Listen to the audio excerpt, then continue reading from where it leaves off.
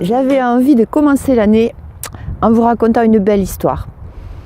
Alors aujourd'hui, je suis dans une vigne convertie depuis 10 ans à l'agriculture biologique. Et ça, en fait, pour les gens comme moi qui passent leur vie à aller dans la nature à la rencontre des plantes sauvages, c'est un véritable petit miracle. Alors cette vigne, qu'est-ce qu'elle a de spécial? Bon, elle est pleine d'herbes. Vous me direz, c'est normal, dans la nature, normalement, il y a de l'herbe. Oui, mais ça dépend dans quelle nature et quelle herbe. Donc, ici, on a une herbe grasse, dense, et surtout, on a une grande biodiversité au niveau des espèces végétales. Je crois qu'on va faire un peu de téléportation et partir voir une vigne qui n'est pas convertie à l'agriculture biologique. Je pense que vous vous rendrez compte de la différence. Le vent m'a emporté et je viens d'atterrir dans une vigne lambda qui n'est pas cultivée d'une manière biologique. Donc la première chose qu'on peut voir, c'est un phénomène d'érosion des sols. Nous avons affaire là à un sol totalement dévitalisé. Les quelques espèces qu'on peut apercevoir sont à peine identifiables. Dans ces vignes, on va remarquer un autre phénomène, c'est-à-dire depuis quelques années, l'apparition de plastiques noirs qui sont tendus entre les pieds de vigne. Je me suis renseignée, on m'a dit qu'il s'agissait d'empêcher l'herbe de pousser. Or, on peut remarquer quand même que cette vigne est quand même désherbée avec des produits chimiques. Donc ce qui se passe, c'est qu'au bout de 2 ou 3 ans, ce plastique qui au début était bien mis, bien propre, est cramé par le soleil, comme tous les plastiques qui restent à l'extérieur, se déchire en lambeaux et avec le vent, s'envole un peu partout dans la nature. Un troisième phénomène qu'on va remarquer dans ces vignes, c'est la raréfaction des espèces végétales. Quelque chose que je ne m'explique pas, mais que j'ai remarqué de façon récurrente.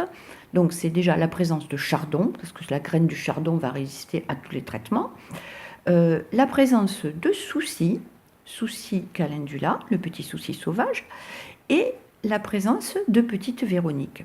Donc si vous avez des velléités à aller faire des cueillettes dans les vignes et que vous voyez du souci, du chardon et de la petite véronique en abondance, je vous conseille d'être prudent.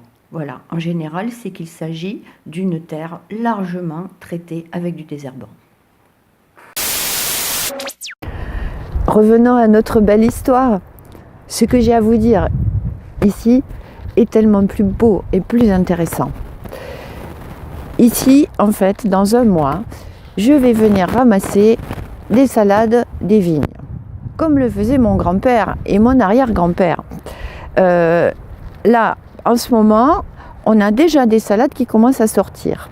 Donc ici, par exemple, on voit une porcelle. La chance dans cette vigne, c'est de pouvoir enfin retrouver des terres labourées.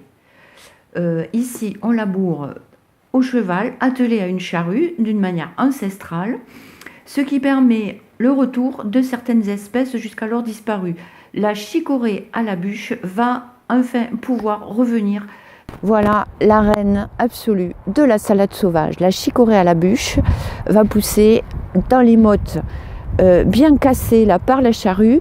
Mon grand-père, par exemple, était tellement friand de la chicorée à la bûche qu'il était capable de passer une journée entière dans les vignes et à la fin on se retrouve avec d'énormes saladiers. Alors la chicorée à la bûche avait disparu depuis 20 ans, sans vous mentir. Je vous assure que j'avais plus vu de chicorée à la bûche depuis 20 ans.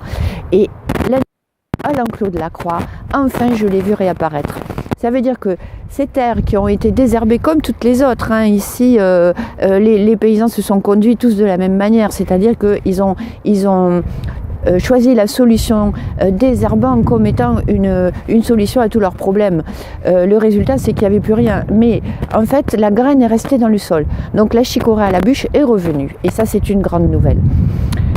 On en reparlera peut-être dans 2 mois. On viendra voir des chicorées à la bûche quand elles seront là. Je vous dis à bientôt et puis on va aller se mettre au chaud.